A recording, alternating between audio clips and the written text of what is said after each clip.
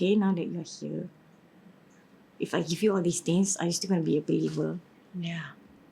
Yeah. Yep. So, He wants to bring you closer to him, actually. Yeah.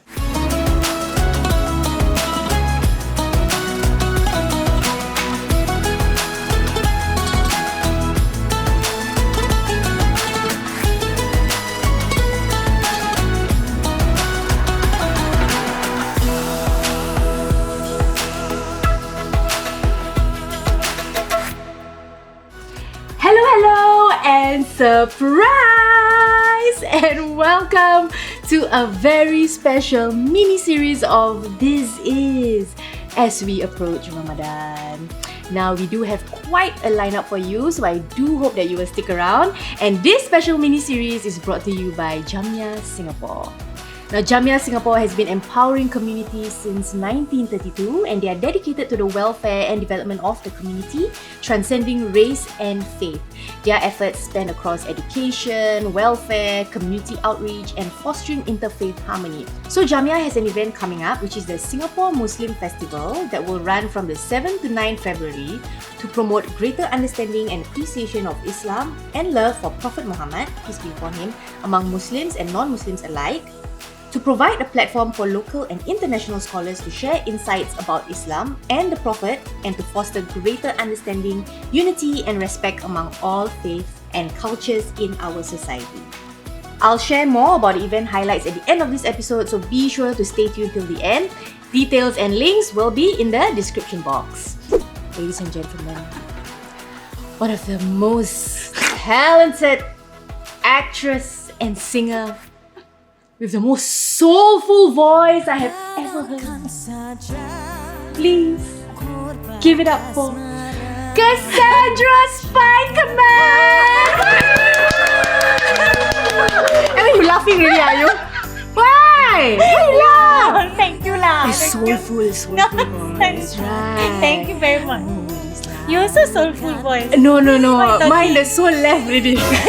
Yes, left already. Don't. Yours more soulful. So Cass, how are you? I'm good. Actually, we haven't seen each other since Since shoot, I think since we shot, since Melaka lah. Yes. Yes. We saw each other briefly for I think the screening. Yes, which the was in screening. 2023 lah. Correct. So we haven't met for over a year. Too much, Yeah lah. Unacceptable. No lah, we're all Unacceptable, busy. That's true. And there's so much things happening. Yes, Life. we will get to what keeps you busy later on. But yeah, so the last time we worked together was on Cerita Dia Macam Ni. Yes. So Cassie was my Yeah. Rokia's best friend. bestie. Pretty. Yes. Oh my god, Pretty. we stayed at pretty lah, I don't know. So we actually stayed at that kampung for Very long. Correct. Yeah. 3 months like that. Yeah, almost 3 months. So Oh my goodness. 3 months. what do you think is the most memorable memory that you can think of? The chicha, babe. Oh my goodness. Remember that time? Yes. The two of us. So guys, me and Cass, right? So before Cerita Dia Macam Ni, we actually have not worked together before, right? No. So the first time that we finally met, Mm. we actually travelled from Singapore to Malacca. Yes. And it was a 3 to 4 hour journey. And then it was a night trip. Yes. And then we tell ourselves, okay, we want to sleep, we sleep. We want to sleep, okay, sleep. But we ended up talking throughout the entire Trip. 3 hours. Yeah, Non 3 or 4 stop, hours. Non stop. And the first thing that we said to each other when we reached the kampung was, oh my god, are you scared of cicak? Because there were 5 cicak outside. Yes. Oh my Cannot. gosh. Yeah, cannot. And I don't really remember the bed. Yes, I remember the bed. Yeah. That one we bump inside the room. Macam mana ni? Oh my god.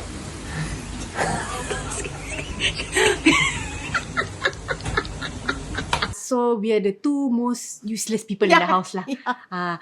Got bed, got floor, got what else? I don't know, this big beetle. We Correct. stay inside the room and lock the door in case scream and yell and scream. in case the bat comes at the room. Yeah, Correct. but I help by screaming. Right? We help each other by screaming. Yeah, we give each I other. was laughing a lot more lah. No, I was like, we give each other moral support lah, moral support, right? we really tag teams lah. Of course. Okay, so Cass, so before cerita macam ni, I'm sure you did a lot of other acting jobs before as well, Before, right? yes, yeah. And you started acting actually when you were 19. Yes. And prior to that, you were singing. Yeah. And I understand that before your big break, you worked multiple jobs to actually support your family, including working as a customer service officer at a mall. Yeah. So Yes. what was that experience like? And yeah. I Yeah. think you really get perspective working these kind of jobs, especially service line. So when I was working as a customer service officer, I really did not like it. Yeah. Because it's so mundane and it's an everyday same thing, same routine, and people ask you the same questions. Oh, so you really the one at the desk? At the counter, yeah. Where is Kinokuniya? Where is the Kinokuniya? Where is the toilet? Is the most asked Oh, question. really? Yes. Okay. But you still have to. Yes. To your left. Of course. Straight. Gracious. Yes, gracious. have to lah, right? Yeah. Yeah. So it was tough, I would say. But at the time also I was thinking of my responsibilities lah. Yeah. Yeah. How long do you work in that job? Actually very short. Not even, I think, not even a year. Maybe 8 months. Oh, that's actually quite okay leh. Quite long. Really? I think a bit longer than Norman Right? But how long you work that one? Toot. No lah, a bit longer 6 lah. months, right? Mine was a bit longer. Sure not. Yeah, 9 months. Oh, wow. Oh, 1 month. Yeah, a baby can be, Born. born, 9 That's months. right. Oh, okay. That's right. Okay. Yeah, What yeah. other jobs did you take on other than being a customer service officer? I worked when I was 17, I worked at Cotton On. Ooh. Cotton On, okay. yes. Cotton On. Then after that, I worked at Typo, the very famous stationery shop. Yes. Yeah. And then I also, a lot of jobs actually. When I was 16, I worked at Banquet Hotel, Banquet. And there's so many I did. I can't really remember. Any memorable one that like struck you? Pasta Minya. Wow. Yeah. You know, last time at Scotts Road, there was a food court at the basement. Scotts Road? Yeah. So Far East. Now Yes. it's like very atas. This place very atas now. I think, I can't remember what's the name. Scotts on the Plaza. Yes. Downstairs got a food court last time. Oh, yes. Yes. Then I worked at There's a Pasta Minya Mina. there. Yeah. When I was Oh. 16 again, yes. Yeah. So at 16, while you were juggling... School, so I worked during school holidays lah. Oh, okay. Not after school you go and work lah. Okay. And I also read that you once did a musical gig which you were not paid for. Oh my God. Yeah, so can you share more what happened? Okay, so I think, this musical, it was a big dream. Okay, and this person from another country wanted to do a story about Singapore. Okay. So, but it's not Singaporean. So he wanted to do a show about Singapore. He had very big dreams, and it was like doing Miss Saigon at Broadway, that kind of vibe. He wanted to do that. Okay. So he wanted to bring this story about Singapore to Singapore, but he's not Singaporean. Okay, so it was just only when Capitol Theatre wanted to reopen. So he booked the theatre, everything, but it got slammed lah. It got slammed. So when the musical ran? It ran. Okay. But when the media day happened, Singaporeans slammed it lah. Singapore journalists slammed it. People who came to the event also was like, what? So I think because of that, a lot of people boycotted the musical lah. It ran for a while, and then sometimes the theatre was empty lah. We performing to nobody lah. Oh. Yeah, it was a very what an experience, because you would never think that this could happen. Yeah. But I also understand why. Maybe because it's a non-Singaporean doing a show about Singapore, like Singapore in its past. So by then, I think this person who wanted to do this was like broke Understand. bankrupt already Yep. Kira macam that's it Dia dah at wit's end. Yeah. It's to the point. So the cast members, right, they were from another country as well. Most of them from another country. But really, honestly, they're very nice people, and we built bonds, and we're still talking some days, you know, Yeah. like whenever. But they were very kesian lah because the lodging, right? There was one time that they couldn't get out of the lodging already. They couldn't go inside. They couldn't. Yeah, Because it was because not yeah, paid. Understand. yeah, rabak, really rabak. Okay, okay. Then when they go home, they were supposed to fly SQ. Yeah. Nope. Oh. So their luggage all they have to downsize lah. yeah, yeah, yeah. Wow, rabak, really. That experience was really bad. Yeah. And then we were not paid lah. What made you even want to do This musical. what convinced you to do the musical actually? I think the Singaporeans that were part of it were very good friends then. Some of them are so still good friends now lah. But then they also asked me to audition. So why not? And it's a very like interesting show. And I myself am not trained or whatsoever. I didn't go to school to study singing and all. So why not? I just give it a shot lah. Maybe I can learn something Yeah, from this, you yeah, know, yeah, yeah. because these people are also from another country and I know that they're super talented. They can help me and they can teach me things. I can learn things. So why not lah? Yeah. So I think that was the pulling factor. Yeah. How long did that musical ran for? I mean, including like rehearsals and all. Including rehearsals, a few months, I think maybe, 2 to 3 months lah. Perhaps, yeah. Were you offered any other jobs within that period? No. Okay. So you were able to like just fully focus on that. Yeah. Okay. Yeah. So now, while juggling singing and acting, there was also a point in your life where you suffered from exhaustion, actually, and you resorted to alcohol to escape reality. Now, you eventually also realized that there's more to life and you seek help. So, what was the turning point and what was the road to sobriety like? Wow. Norman. Hey. You know who are? I know. You know who. Okay, understand. Okay, so yeah, I was very heavily dependent because at the time, I think it was too much for me lah. A lot of things just was too much. That was an escape, right? So the turning point for me was when I passed out. So I knew I was gonna pass out. Like my body was already telling me I'm too drunk to be able to be awake. And I text, so funny the story. I text my now husband. Last time we not dating yet. Oh. This side is like, I don't know who to call already. Yeah. Like, damn chala. I'm just like, whoa, my battery is about to die. I remember this up to this point. I text him, I said, I don't know where I am. Can you come and get me? That was it. And I passed out. And then he told me that I had fits in the car when he came to get me. So I don't know how he managed to find where I was. I don't remember, after I sent that text, I don't remember anything anymore. Yeah. So he told me I had fits in the car. And when he told me that, I was like, huh?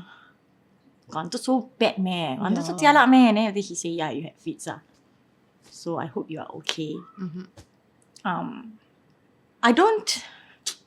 Of course, it was hard for me to push away drinking because as much as I was dependent on it, it was such a huge part of my life. Since I was young, you know, like since I was 18, I would enjoy it with my family. I would enjoy it with my friends. Like I was okay up till when I became dependent. So So you rely on it to get out of your problems, to stop thinking. That's what you meant by dependent on it. and to work. Oh, To sing and to just show up. To just show up. You have to. Yeah, I felt like I needed to. Okay. If not, I would falter. But by the end of the night, every night of the performing, right, I'm drunk lah. I'm just like, you know, like, yo. Yeah, but like, it was to that point now when the fits happened and everything. So what my friend, now husband, told me, he was like, I think maybe you should cut down. He didn't tell me to stop. He just said, maybe you should just cut down a bit lah. Which to me is like, I like that it wasn't forced. He was just like, you just cut down lah. Slow down a bit. Then I was like, okay, maybe I tried that. Yeah. And I think he was now that I think back about it, he was the one who like sort of saved me in that sense, because I think if it weren't for him, I think my friends also tried to help me lah, for sure. But of course, that comes to a point where I'm so tired of trying to tell you, this is really up to you already, right? But if it weren't for him, I really don't know I don't know if I would ever stop. Yeah. So when he said cut down, I did lah. I tried to curb. And I think he sort of silently like dia macam like a hawk, macam like silently, because he's very silent lah. In any other case, he's just a silent person. Okay. So like let's say we're at the during performing, then we can get our drinks for free, right? Mm-hmm. Then he will just stand there and like just look only lah, like No need to say anything. no need to say. But sometimes I will order one. Yeah. I will just ask for one, and he will just like, he just like, oh, notice. I think he just captures it and notices it. I think So but slowly, eventually, I didn't like the taste of it anymore. It was hard because I had to force myself to show up, and force myself to be okay.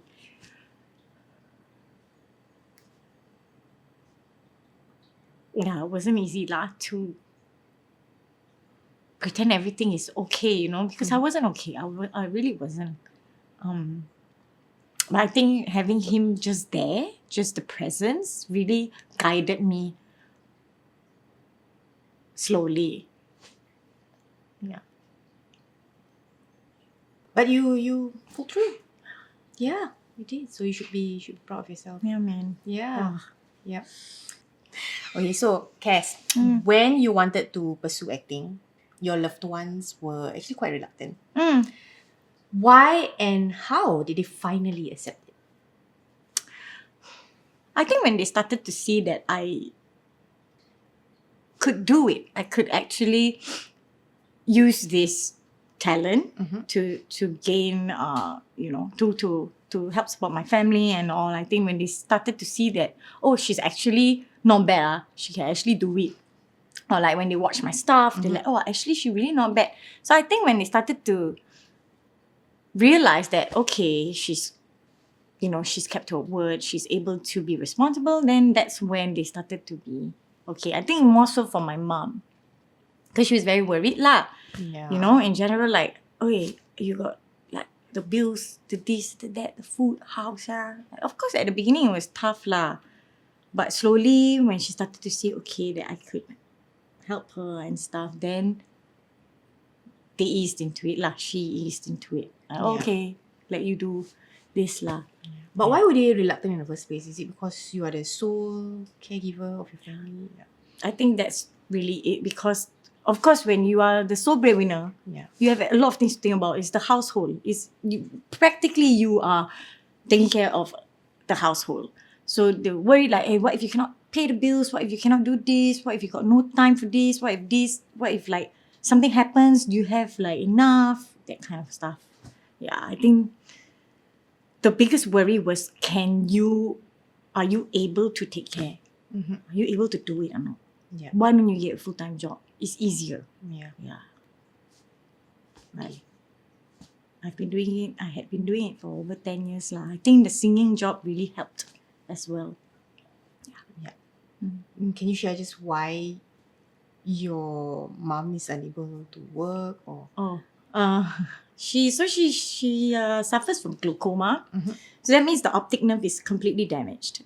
Means she cannot see. So slowly, right. Now it's pinhole. But slowly it will go away, her vision. But for now, she still can. For now, she only has 1% left. Both eyes? Both eyes, yeah. Oh, okay. Slowly, it will go lah. So, she's unable to work. The first time she realized that it was so bad was when I remember when I was 21. She was working at Pastamania. Like mother, like daughter. And then, Wait, so she recommend you to work there also? correct. What? She asked is me. it? She said, you want to come and just try to work lah. Do something lah. Yeah. But then she said, but don't work the same outlet lah. Okay. Because she So tell me different outlet lah. different outlet. She's like, no, don't work with Okay, me. Don't work with me. You yeah. just work somewhere else. Got conflict of interest. Correct, later. correct. So that happened, and then at 21, she was counting money Then suddenly she went blank. Kira macam pitch black. She couldn't see. And she was like, of course, she told me lah. And then she Yeah. tell the manager like, hey, I cannot see. So that's when the manager had to call the ambulance. I was still schooling at MDIS that time. Called the ambulance, and lucky her sister, my aunt, came to bring her, to accompany her lah. That's when the doctor said like, dude, your eyes you cannot work anymore. You have advanced glaucoma. This is, you have about maybe at that time 2% left. So it was sudden. I think gradually. So glaucoma is a silent killer. You Yeah. cannot tell because it starts from your peripheral. Yeah. When your peripheral starts to go, Yeah. you cannot tell ma. Because you don't really use this, right? You don't really look this way like that. So slowly. So she did mention like, hey, you know, at night now I cannot really see well. So I told her, go lah, poly, hit check. No, you listen. Stubborn. I don't want to listen. Yeah. So it gradually happened, but I think she waited too long. So that's why. By then it was advanced already. Understand. Okay. So you have actually been the sole breadwinner since then. You had to like step in. Yeah, I think when that happened, of course, I was still schooling. Yeah. So, but at the time, my dad wasn't really around. And then we had help from like MPs and stuff first because I was still schooling and just trying to grasp everything. So that happened, MP, and then we got some help from her sisters as well, of course, like just so that I could get on my feet lah and start to look for a job and stuff. Still schooling. So once I was able to, that's when the whole customer service and all happened. And then I cannot lah. I think to myself, no lah, I can do it. I can use my talents to work. I can do it. So eventually I was able to lah. So I don't know like I think must be some angels or whatever lah. Like, hey, it's okay, we help you, don't worry, everything's gonna be okay. Yeah. Of course, during that time also, I had my own stuff, like the drinking stuff, a bad relationship, so many things happening. Yeah. But at the same time, still need to take care of the house. Yeah. So there was basically a lot of things piling up on you. That's why you resort to, that whole drinking issue in the first place lah, right? Yeah. Understand. Okay. What challenges do you face balancing work and caring for your mom? I think time, definitely time, and the fact that she has to go for like her appointments, food. We got no that time. I think. Oh yeah. Backtrack. Rewind. Okay, so my grandparents lived with me also. Okay. By then, only my grandma lah, because my grandpa passed away already. Okay. So we had a helper for Nan. Okay. So okay lah, good. You still can help with the house, like the vacuuming or whatever not. But there was one year that my mom said no need. Oh. No need. That's when she started to get really upset because she cannot control. She cannot see. She cannot properly see lah, right? But she want to believe that she can, which I also understand. It's heavy for her. I try my best lah, Wow, now that I think about it, I wasn't really there much for her.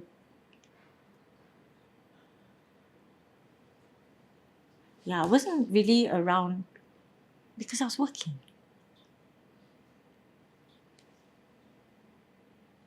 Yeah, I was working, right? So I just bring her to appointments. Sometimes I will bring her out, like to spend some time together. I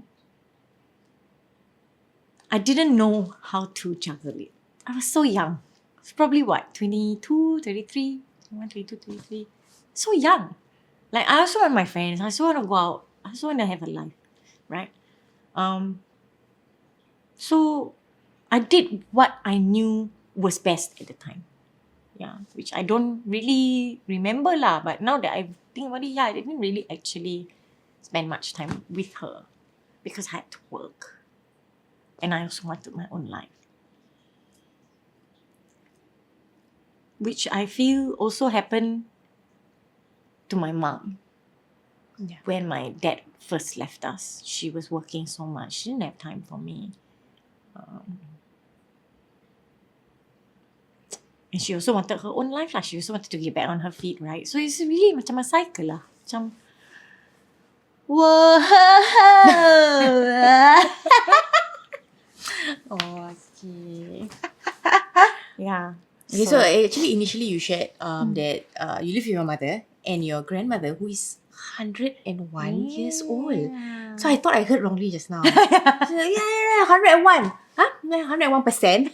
Like what? Like, there's like, wait, 101 years old? Yeah. Yeah, very strong woman. Wow. Okay. Yeah. How is she? She's now not so good, but Okay.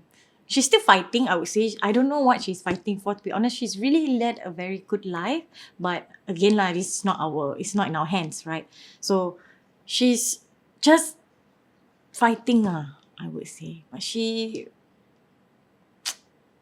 amazing. I would say to be still even though not really around, not really Yeah. sane or not really present, but still I'm still here, like, guys. Yeah. I'm still here. Yeah. Yeah, so yeah, I think she's very strong. She still can walk with aid, with help. And dia macam like, I don't know, she's made of like what dia macam bionic sikit macam like, sister, like, tak penat ke? Macam, you're living so long already. Yeah, like, yeah. you've done a lot. You've done so much for your family and all of that. But yeah lah, now she cannot recognize us, part of dementia. And it's very fleeting. Our life is fleeting. I think to watch a life fleet like that it's a gift and also not a burden but painful lah. Like, you know what I mean? Yeah. So that you watched her actually, I mean, for most of your life, right? What do you think helped her to live up till 101? I think the It's love, amazing, yeah, really. like not many people can live until that age, right? I think Yeah. it's the love that she has, like, she was always around her daughters and her sons, and they always came to visit her. She was around people a lot. Okay. So I think that's what helped her. Being able to see her grandchildren, her great grandchildren. Yeah. So I think that's what made her, Strong in that sense? yeah, like be able to, I want to live to see this happen. I want to be able to see everything lah. I want to see everything. If I can, I want to see everything. Yeah. But and also I think she's just very positive. Dia macam like, I remember I took a video once. She was telling me, I asked her, what's your advice? What's the best advice you can give? And she said, don't bother what people say. Just do what you want. Yeah. Don't bother. Just go and do. It's okay. Now I'm like, wow. Maybe that was her motto. We also don't know, right? Because she doesn't really say lah. Like, so old already. Why was she like? Yeah. So I think that's maybe why. People and of course living positively lah. Yeah. I mean, it's been very long since my grandpa left. Dah almost, I'm what, 34? 10 over years? 10 over years? 34 minus 18 is what? Minus 2. Yes, and 16 years and lah. audience, everyone. Yes! You get a prize. You get a prize. When it comes to maths, I cannot. don't ask me. Okay? Yes, Okay. come But yes, how many? 12 years? 16. Oh, 16? Yeah. Still nampak tau. 16 years. Wow. Yeah. 16 years already. My grandpa left, she still macam, no, I don't know, maybe it's in my head lah. Like, macam, I will see for you. I will see everything for you. Yeah. Then when I go there, I tell you lah what happened. Even though he can see, who knows, right? Yeah, I don't know, I just want to ask her now also is a bit, I don't think she'll be able to answer. Dia macam dah. Yeah. Understand. Okay. Hmm. So now that you are a mother, Right, congratulations. Arigato, thank you. How has your perspective on motherhood or life changed? Not easy.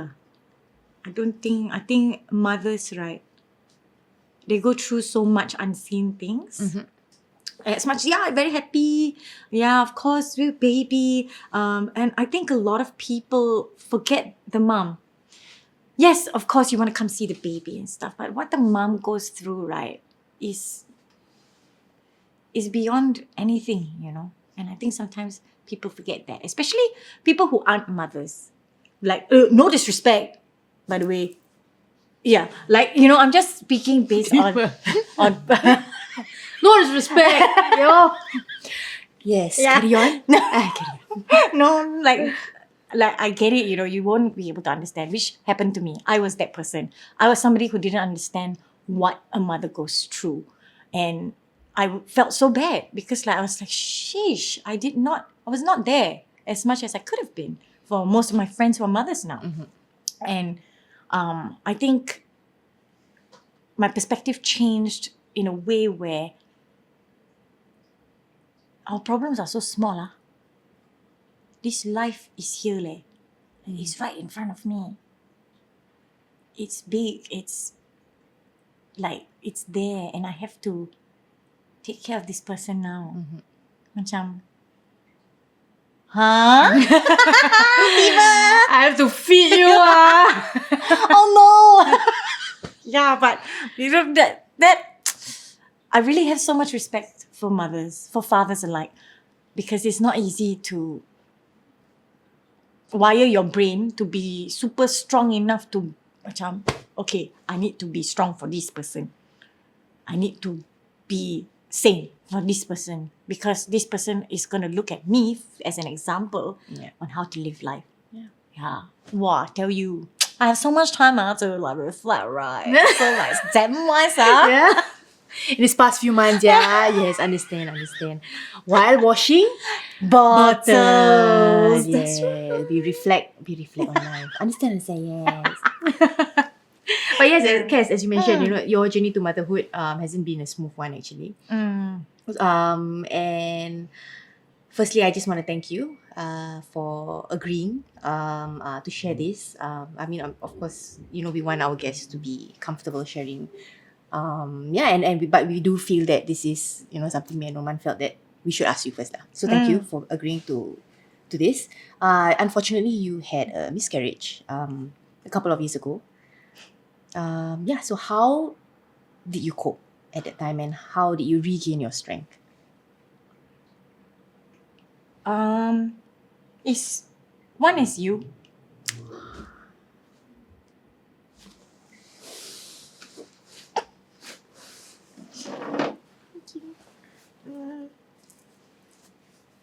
I think I was lucky that I lost it when you were around because I was away. And it was too much. Again, it's so much for me. I cannot initially I tell you I did not want children. I tell you honestly, I didn't want. But when I found out that I was so happy. I tell you, I told my friends that, hey, I've never been so happy. So when I lost it, right, and when it was hard. Up to today, I still think about it. I still think about what could have been, right? But really, one of it is you, definitely, because I wouldn't be able to be okay. I was still shooting. We were shooting, right? And and you were there lah. Macam I didn't even expect you to be there, but you were there for me, and you were going through your own stuff, Isian. No. I really cannot thank you enough. That's why I felt like I was so grateful to you because you didn't have to, but you were there for me and you really helped me. You text me, you checked in on me, you know, and while I was there also, and I remember I was crying next to you. And you were like, it's okay. Then because when I found out I had to go back to Malacca the very next day, and you also needed your rest, but you still you still were there, you know, you still like, hey, it's okay, you know, like, babe, I know. And when you tell me, you know, I really felt that you did know. And it's not easy to talk about it lah. It was, yeah, it was very tough. It was very tough, especially for my marriage as well. Yeah. But how I regained the strength, I actually took a trip. I went to Thailand on my own. I dyed my hair orange. So that was the reason behind the orange. Yeah. Understand. I Okay. just went full 360 berserk. Like, I think I did a lot of crazy things. I was just like, I can't deal with this. I really cannot deal with this because it's a lot. I had to watch it. I had to watch myself lose it. And I was, I didn't have anyone around. I was alone. So it was a lot when you see something like that happen, you know, you have to try to change lah. You have to like, I need to do something. I need to get out of this place. I need to stop remembering. So I dye my hair orange. I told my I hope it husband. helped. It did. Orange hair. Yeah. It's okay. Vitamin C 24/7. Yes, got it. Yeah. So like I mean I have this personality where it's just like if I want to forget something, I'm gonna go all ham. And like I'm so glad that I didn't resort back to my old ways. Yeah. So this was just another way to I want to change my life lah. Just Yeah. freaking dye my hair orange lah. Yeah. I don't care already lah. What normal hair? What normal hair? No need already lah. Huh? Just go mad and change my hair. Orange, yes. And then I went to Thailand to spend some time to myself.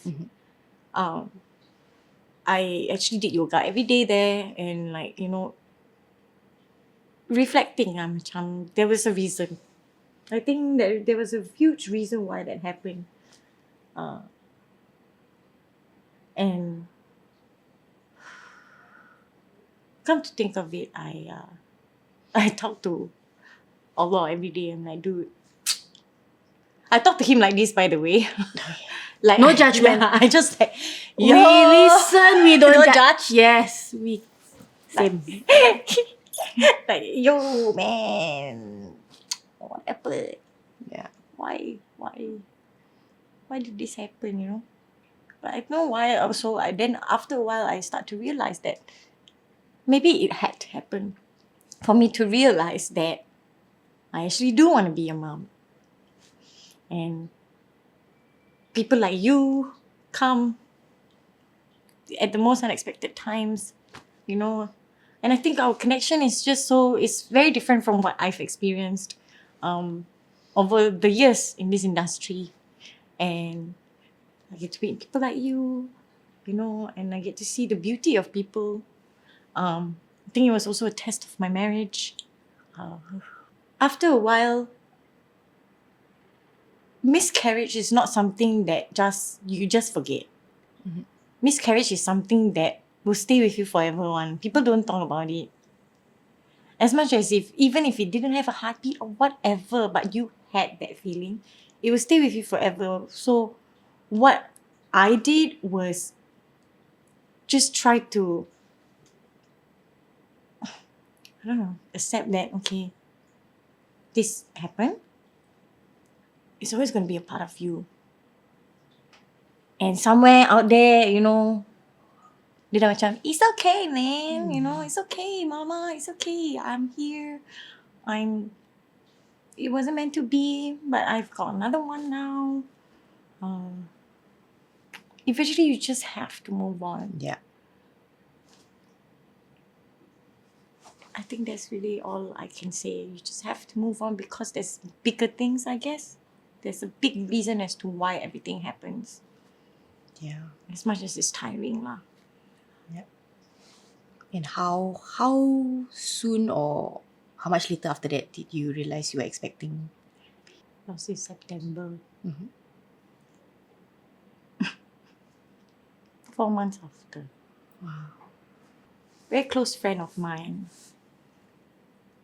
was there for me when I found out.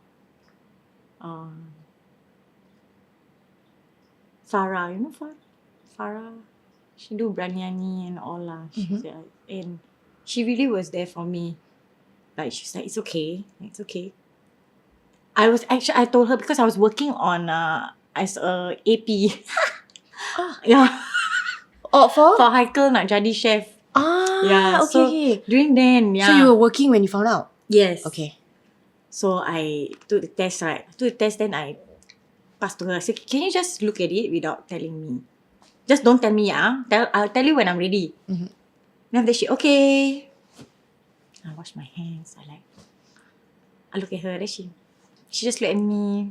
You ready? And I'm like, whoa, even if I'm not ready, I have to know, right? Yeah. So I'm just like, yeah. Then she told me lah. So, very grateful for her to being there. Really, really very grateful. I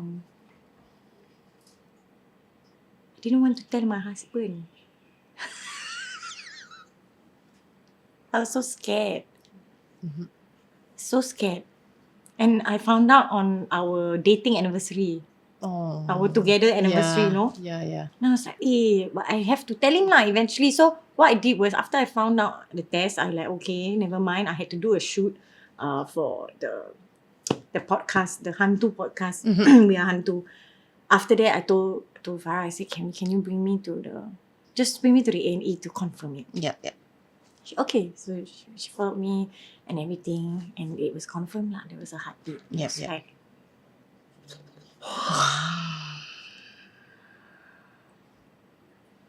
okay lah, have to tell him right. And I told him lah, but how I told him was a bit very undramatic. Oh, I okay. already so tired because it was our anniversary, right? Yeah. So I think he thought I expected him to like macam buy present or whatever nonsense. Bukan lah, no lah, I don't lah. Yeah, So yeah, he was yeah. working that night. Then I tell him, can you please come home straight? Like, just come home straight lah. I need you to come home straight. Then dia macam, dia macam, okay. 5 minutes later, is everything okay? Now I'm like, you just come home. Just come home.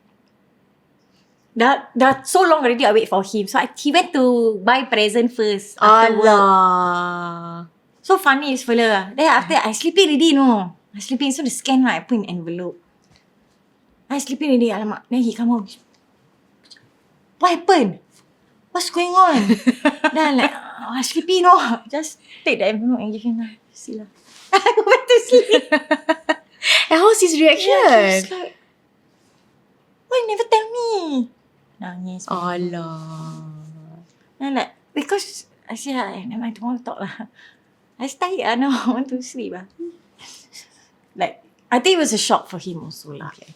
Well, what you guys went through was just like few months ago. Few months before that. So it was still quite fresh. Yeah, and new. Yeah. So I think also accepting the pregnancy was something else for me. Yeah. Okay, guys. So you actually converted to Islam, a religion that you have been interested in since you were 16. Yes. Yeah, I remember you shared that. So could you take us through that journey? Okay, so when I was very young, already Islam was a part of my life, a big part. Like I was very close to my cousin's family and the extended family, who are all Muslim. So like I saw a lot of like raya, everything. You know, we would go together raya. Okay. Yeah, like it was there already. It's just there. But you know, nobody ever forced me or tell me like, hey, you know this. No, nothing like that. Yeah. It was just this is their way of life. Of course, when I was 15, I met my best friend. And it's so strange to me because most of my friends are Muslim. So it's very interesting like how I get close to all these people. And then of course last time is because of boy lah, right? 16 years old. Yeah. Yeah. So this boy, of course, I thought I was gonna marry him, no, for sure one. For sure. But like, So you like prepare yourself really? dah prepare dah macam okay lah. You know, I think I'm ready right? I'm ready let's go. Okay. 16 years old 16 years old. 16, 17 years old dah macam okay lah, let's go. But of course it didn't happen lah, right? But during then again, it was all these little snippets of like introducing me to Islam. Like, oh, this is how they pray. This one all happened the boyfriend's family lah. This is how they pray, you know, and stuff like that. And I remember his aunt. If you want to marry him, you must convert, you know. Which I know lah. Yeah, I was already aware. Then like, yeah, I know. I know. But at that time also, I still also macam like, okay, I will lah. But I'm so young. Yeah. And my parents were like, you okay no? You don't be stupid you just anyhow. You cannot do this kind of decisions. You cannot make this kind of decisions based on love. I'm like, yeah, true, but I really like this guy, all this nonsense lah, right? Like, you know, very young, very stupid and everything. But it didn't happen. So I went on with my life. I got my tattoos. All these tattoos was to elak. Honestly, it's to elak macam no, I don't want, no, cannot. I don't want. But your interest has It's there. always been there. Yeah. But I don't wanna, no need lah. Elak. Enough of all these Muslim boys, Muslim friends, please lah. Like I cannot. I don't want. But no matter what, you were still there. And my best friend asked me, kau tunggu apa sebenarnya? Then like, tunggu apa lah? What? Then she, you waiting for what? It's already been there for so long, you know. It's waiting for you. Macam you don't realise ke? I say, you think I don't realise? It's not an easy decision to make. I also don't know what I'm waiting for. I tell her lah. But she has been always there. Macam, bila? Like, but she also said, take your time lah. Yeah. I thought about it really hard. Really, really hard. I thought about it. I'm like, how am I going to do this? Because I'm born into a Catholic family. Yeah. And my mom feels like it's her responsibility to keep me in the religion. Of course, right? Like every other mom and every other parent. But I mentioned to her, I said, like, it's not your fault. Like, it's not your responsibility. It's also mine, what? Yeah. And I don't feel I resonate anymore with this religion. So eventually I think when I met my husband, it's already a lock in the thing. Like, macam, I know already, if I'm going to marry this man, definitely I will have to convert lah. But throughout the journey, I always felt I was never worthy. Because my thinking is that I don't want to ruin such a beautiful religion. I don't want to betray it. I don't want to, if I want to go in, I want to go in like super perfect. Like, I want to be able to do my salah and everything. I want to be just perfect. So I always waited lah. That's the reason why I think, like, wait so long. And then when I eventually went for the classes, when I did the sujud, right, for me, that was like, I cried I cry a lot I don't even know why I'm crying I'm just like crying. And I think that's when I knew lah. You know, and the whole performance of the wudu and everything is like, there's beauty in it. Right? Yeah, so I told my mom, she actually go and ask the priest, she go and ask the priest, is it okay if like my daughter wants to convert? How is that going to be like for me? Like, am I okay? Like, am I going to be safe? Like, how my funeral and all these things? Of course she's worried, right? A lot of people don't understand why my mom was worried. But as a mom, and who's of a different religion, and who's brought this girl up, of course she's going to be just like, oh my God, I'm losing my daughter. Yeah, so I had to explain to her and everything. But the priest said, it's okay. let her. Mhm. So that's when she felt the reassurance, like, okay, I'm gonna let her do what she wants and what she feels safe in. My dad, very happy. Ah. Very good, girl. Go. Do what you, just go. Yeah. Yeah. So to me, once my parents were okay, that's also a green light for me lah. Alhamdulillah, I'm still learning. Once I converted, entah macam lagi susah. Before I converted, very easy for me to love the religion, love the the everything, and everything was so easy for me. But when I converted, I'm like, oh no, I don't feel that thing anymore. Where's Allah? Yeah. Very strange, but I know he's there, no. That's why I always thought, hey dude, I need to speak to you, I need to talk to you about something and all. But I think that is also Satan's way of macam, welcome, You see? Now you don't feel this thing. Then how? You still gonna continue or not? That kind of thing, I feel. Yeah.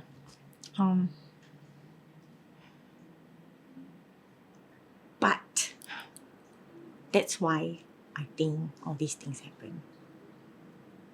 Lost the baby. This stuff is Allah's way of telling, of also testing me. Macam, okay, now that you're here, if I give you all these things, are you still going to be a believer? Yeah. Yeah. Yep. So, He wants to bring you closer to him, actually. Yeah. which yes lah, I talk to him a lot. It's just the way I speak to him is very different, which I also know that I need to like really, I need to learn everything properly lah. If not macam mana sih, like. But Alhamdulillah, everything is, I'm done, I'm there, I'm here, I'm your sister. Yeah, sister. What's your Muslim name? Please share. Nur Qasi. Nur Qasi. Yes. MashaAllah. Yeah. Beautiful. Yes. Thank you. Yes. So Cass, actually, so what knowledge would you be keen to know more now that you're a revert? I think definitely the salah, like all the types of prayers and how to perform it. If let's say I got no space, macam mana?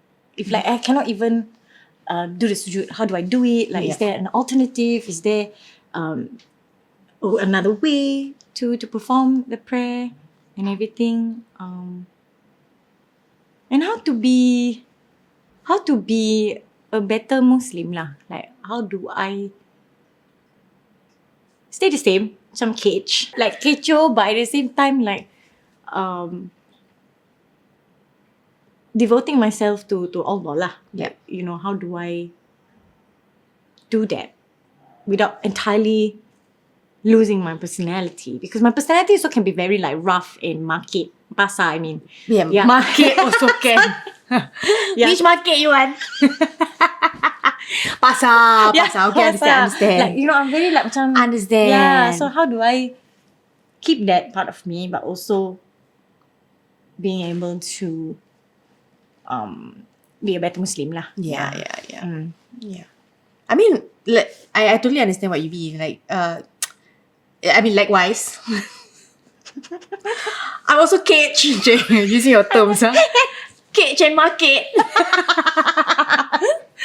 But, at the same time, you every day you want to try and learn. I mean, you are learning to be a better Muslim. So, I mean, likewise for me, there's so many things for me to learn. And I'm still learning as well, as much as you are.